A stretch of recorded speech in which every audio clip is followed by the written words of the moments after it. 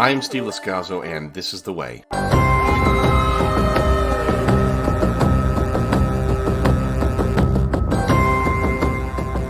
Thank you for listening to the August 2024 This is The Way podcast Star Wars news update. This just in. The Acolyte was awful. I understand. Some people loved the show. And now that it won't be continued with the season 2, there are some people who are very, very upset. Some content creators couldn't help themselves and resorted to name-calling and bullying rather than accept critics and fans of the show having the same opportunity to review bomb the ratings. People like me who had legitimate complaints about the show were called names, bullied. Just give us a little break. I am not proud, but most people thought it was awful and did not watch, which is what we were saying. We said all along, the people like me, that it was not a good show, that the writing was bad, the acting was bad, the story was bad. And now we're proven right because Disney spent $180 million on the show. They didn't say, hey, we're only going to spend $90 million on season 2. They said, we're done. Now, one of the interesting details that came out of the announcement of the cancellation of this show, or the ending of the show and no continuation beyond season 1, there was a note about who almost played Jedi Master Sol, opposite Carrie-Anne Moss's Jedi Master Indara. Yeah, we almost had Trinity and Neo in the same Star Wars show. That's right, Keanu Reeves was considered for the role of the Jedi Master Sol. Now, the official reason given was there were scheduling conflicts, and reportedly he was never offered the role, but that's because they knew they couldn't make it work with the schedule, so that's just like a technicality. Now, because of that, though, StarWarsNews.net says Reeves has an open door at Lucasfilm now. Just taking a meeting, I guess, gets you in the door. So could he pop up in a season 2 of Skeleton Crew or a future movie? That's possible. I mean, Star Wars social media has been fan casting Reeves as Darth Revan for quite some time. No way. Okay, it's time to update you on what's been happening with Star Wars since the last news update podcast. As I mentioned previously, some fans of The Acolyte just can't move forward, acknowledging that the show was not good and that Headland's vision for the future of Star Wars was ineffective and, in my opinion, damaging. I want to be clear. No one is hating on the fans of the show, even the delusional ones. But critics, like myself, were bullied, harassed, and the complaint continues to be that everyone who loves the new direction is the majority. No, it's a vocal minority that like this way that Lucasfilm has been going about Star Wars. It turns out business and capitalism prove the opposite. I can now state as a fact that the show was not good because Disney spent $180 million and now they went all in on this show and say, we're not going to spend any more money because it wasn't making us money. I mean, I heard disturbing things before the show was released about Headland's activism, and I was really upset, and I said, I'm not really interested in covering this show, but I did wait for the show. And in fact, Episode 3 seemed to confirm the worst for me, and then there was that flicker of hope when Osha put on Kamir's helmet. Well, that ended up going nowhere, and to top things off, there was an inclusion of Plagueis and Yoda in the finale, and both of those came off as amazingly desperate ploys. An attempt to drum up the kind of social buzz that, Episode 1 of The Mandalorian left us with when Grogu appeared in the bassinet there. Again, there's not going to be a season 2 of The Acolyte, even after Leslye Headland spent $180 million on a season. She wrote awful scripts. She's not qualified. She hired terrible actors. She produced a story that it turns out people did not want to see. And you have to accept that if what I am saying is untrue, there would be a season 2. Okay? Disney is invested in this way of doing things. They want to promote their worldview. Well, there was an attempt at garnering petition support to renew the Acolyte, save the Acolyte. Well, the lackluster support helps to prove how little the support the show is able to muster. They could only get like 50 to 75, even if you get 100,000 signatures on this petition. If that's all you get, that is not enough. That is 100,000 people viewing in the world is not enough to make a show. I mean, there is no show that could survive with just 100,000 people watching. Amandla Stenberg is not a good actress, and her whining... Vernestra Rowe was portrayed by the showrunner's wife. There's no way she gets that job otherwise. Lee Jung-jae, he was just not well received as an anti-hero. I don't care how good he was in another show. He wasn't good in this show, and his acting, people keep saying how great he was. I don't see it. I just want good Star Wars.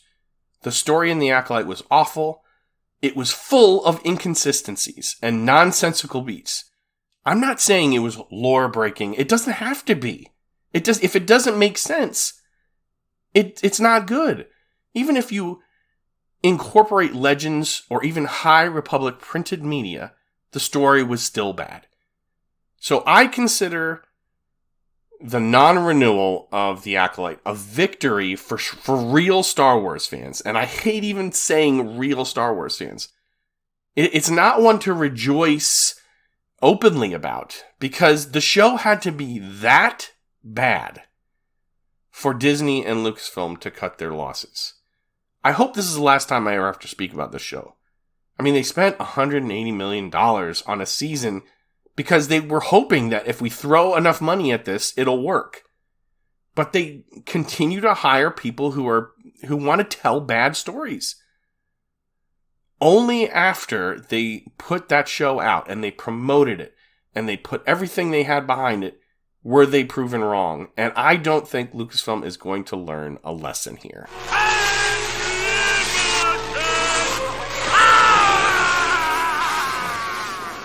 I hate that I have to keep talking about. I hate that there is part of me that enjoys this failure of The Acolyte. I hate it because I don't want to feel that way. But like I said, fans of the show just make every time I log on to Star Wars Twitter or X or whatever you want to call it, I see these people coming out and saying such vitriolic stuff about people who didn't like the show.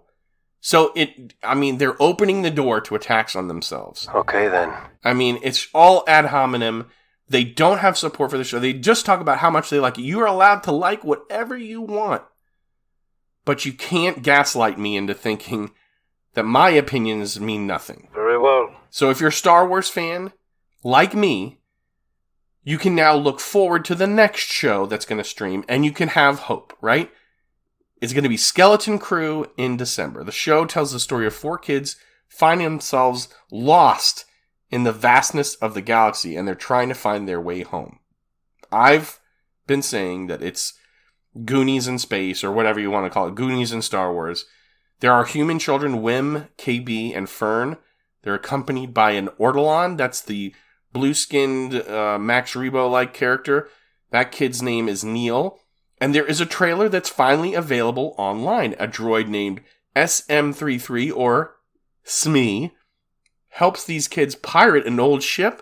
And there's a Force user, and notice I didn't say Jedi, named Jod Nanawood, who encounters them at some point during their journey. We don't know when this story is set. The trailer looks exciting to me. I mean, the show could be bad. Sure. But I have faith in John Watts, and the 8-episode show is going to start streaming on December 3rd, 2024. So let's put our energy and our focus and our hope behind this new show that's coming out. anytime I've wanted to play Soundbreak since the show's first trailer version was shown at a Star Wars Celebration, I think it was last year, I've had to play this. Don't you ever want to do anything exciting? Now, finally, I can use the trailer that's out, and I can put that old clip aside and use a much better, high-quality one. I can use this now. Don't you ever want to do anything exciting? Like what? Alright, in mid-August, Andor and Rogue One star Diego Luna's interview with Entertainment Weekly was revealed, and in that piece, he talked about how Season 2 of Tony Topic Gilroy's Andor show is going to recontextualize many of the characters in Rogue One, especially K2SO. That show, Andor Season 2, isn't coming out this year, it's going to come out next year.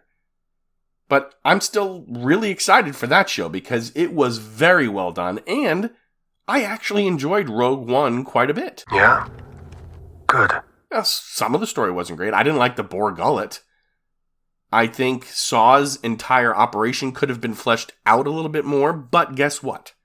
Andor is giving that part to us. Gilroy, look, he's a talented writer. I talk about it all the time in the show. You don't need me to rehash it here. As a showrunner, I think he's crafted the best Star Wars television that is out. And keep in mind, I like The Mandalorian's first 2 seasons more. But who knows? Maybe after the end of Season 2 of Andor, I'm going to feel differently. It's such a breath of fresh air when talented writers and talented actors get to flourish. I don't like it keeps. It's such a contrast to the garbage that was shoveled out this past June and July, and we're told that this was so awesome. It wasn't, okay? We know we're going to see more of Mon Mothma, Luthen Rael, Bix Kayleen, Cyril Karn, Dedra Meero in Season 2 of Andor, but we're also going to see Orson Krennic. I wonder if we'll see some other, classic Star Wars characters. I mean, and will we get to see Galen Erso? Will we see Bodhi Rook? Do we get to see a harrowing escape from Edu with Death Star plans? I don't know, but I am looking forward to that show as well. Pausing for data lag. Okay, Star Wars gamers, the game has arrived. Outlaws is available to play as of August 30th. There is already a review posted by StarWarsNews.net, and the title of that review is Star Wars Outlaws has glaring flaws that detract from an otherwise fun adventure. How's that for positivity, right? I mean, that sounds bad. But those flaws are design flaws, and they're not just bugs. If you follow gaming news, you know that the bugs are usually what ends up killing a project.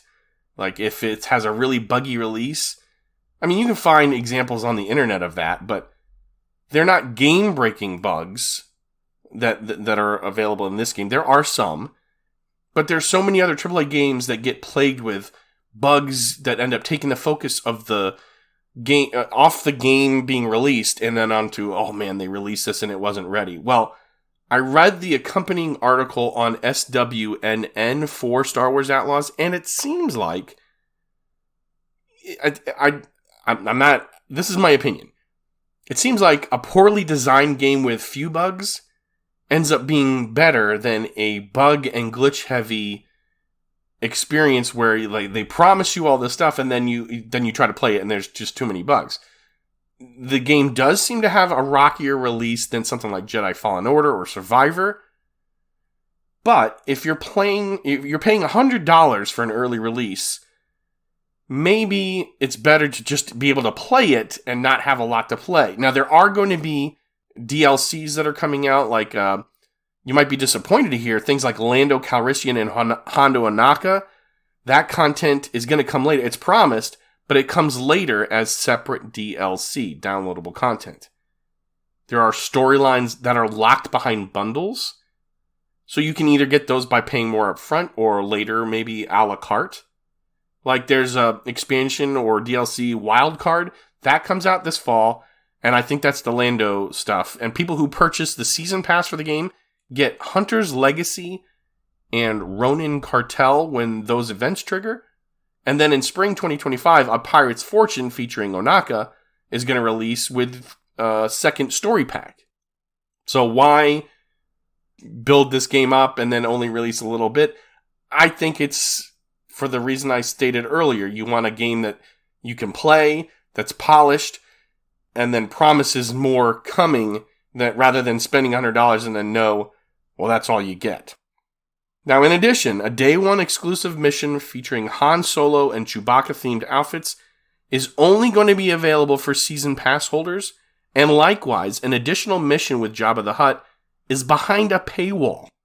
Though, everyone's going to be able to meet and deal with that gangster, but still, you're paying $110 US for the gold edition, and the ultimate is $130. Looks like I'm all in. Hey, I just mentioned Jedi Survivor, and it turns out Respawn is going to make the game available for PS4 and Xbox One in September. It's going to be $50. It is available for pre-order already on those platforms. And there's an update coming for the PC version of the game as well, although some posts on Reddit said that update's already out. Like, people are complaining about how the update's breaking the game from now, but I can't confirm that through the EA patch notes site. So I think that update is still coming. There's going to be technical performance enhancements, control fixes, and some other quality of life improvements for that game. Now, do you have a PS4 or a PlayStation 5? If you do, and you subscribe to PlayStation Plus, and you like Star Wars games, you might consider checking out LEGO Star Wars The Skywalker Saga. The game is free if you subscribe to PlayStation Plus, but you gotta act fast. I mean, you have to do this before September 2nd, so hopefully you're listening to this before the Labor Day weekend.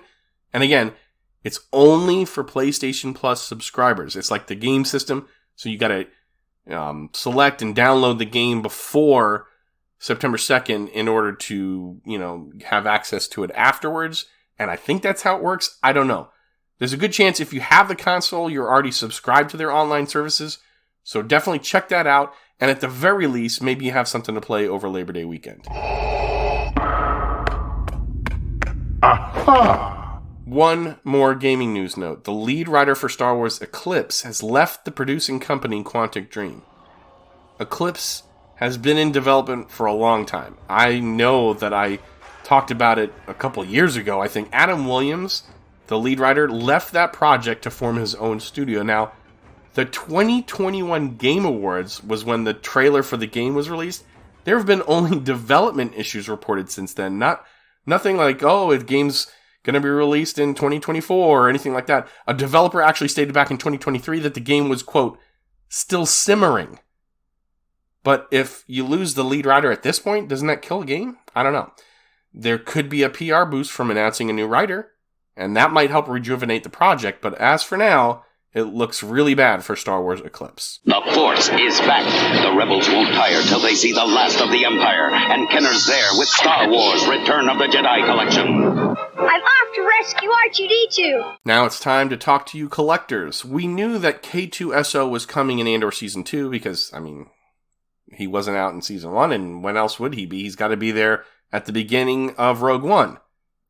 Hasbro's taking the opportunity to revive interest in this Rogue One fan-favorite droid with a Black Series edition and a Vintage Collection edition, both available for pre-order now. The Black Series model will ship November 1st, and the Vintage one becomes available a month later, still making both available in time for Christmas and Hanukkah, which starts on Christmas Day. There's also a Darth Maul Black Series figure available as well. I think I talked about one last month with a speeder, but there's just the characters available, and that'll ship November 1st. And this one's got a double-bladed lightsaber that can be taken apart. From the images, it means you can not only remove the blades from the hilt, but you can separate the hilt into two pieces. Still, it's a little pricey at $25 just for the character, but I guess technically you get 4 accessories, like the 2 blades and the 2 pieces of the hilt. But as Black Series models go, this one doesn't even look very screen accurate to me. So again, save your money unless you're a really big Darth Maul fan. And because they're all about 15, 25, 50, and then you get into the helmets and stuff, and those can go up into the hundreds of dollars. So spend your money wisely if you're a collector. Just one more thing. All right, this is the part where we talk about Disney Parks news, and there was some stuff announced at D23, and there was some information about Hollywood Studios, which is where Batuu is, Galaxy's Edge. But no Star Wars lands are coming, or no new Star Wars things were announced. But stuff like Monsters Inc. Land, where is that going to go? Some rumors have Monsters Inc. Land replacing Launch Bay. That's where the meet and greet for characters like BB-8, Chewbacca, Vader, Kylo Ren, and the Jawas are. Some people say it's going to move between Star Tours and Galaxy's Edge, where the current Muppets Courtyard area is, because I think they're shutting down Muppet Vision, and they're taking the street there that's got like Rizzo's Pizzeria and stuff. I think they're moving that, and that's one of the rumors where that's where Monsters Inc. is going to go. And there's going to be a suspended coaster experience, like the door, Monsters Inc. Land with the doors. In Monsters Inc. when they have the door thing and they carry the doors, is there enough space there for that? I don't know. Now, if you know the park, Star Tours is on the other side of the Muppet Courtyard, and then there's the entrance to Galaxy's Edge that you go underneath a tunnel, and then you come out in Batuu, right? But Star Tours is probably not moving. And that doesn't even make perfect sense inside Galaxy's Edge anyway, from a story perspective. What makes more sense would move Launch Bay to the Muppet Courtyard area, and then put Monsters Inc. Land where the Animation Studio Tour once sat. I mean, that was on the Animation Courtyard area where the Launch Bay is now. It used to be a walkthrough where you could watch animators at work. I mean, this is like way, way back. More likely from a money standpoint, though, is just remove what you're replacing. So, I mean, that means keeping Launch Bay where it is on the other side of the park, which doesn't make 100% sense, but it doesn't really matter. And then if you're removing Muppets, because people don't really care about the Muppets that much anymore, I mean, I do, I like them, but they're not a big money maker for you. You make the focal point of a new land in the place where you're removing something. But then, if it's successful, like if people really love this land, where are you going to expand to? That makes Star Tours a lot more susceptible to removal or moving. I don't know. Now, since the D23 Expo in mid-August of this year, 2024, it's only been a couple weeks, so there will be more details, and it's just something we're going to have to keep an ear out for. I think we can let him off with a warning this time. And that's what we do, right? We cover the news in these news update podcasts. And if you think I've missed something, you disagree with the research that I've done, you can email me.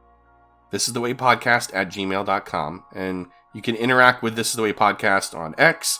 And all of our links can be found in one place at linktr.ee/This Is The Way Pod.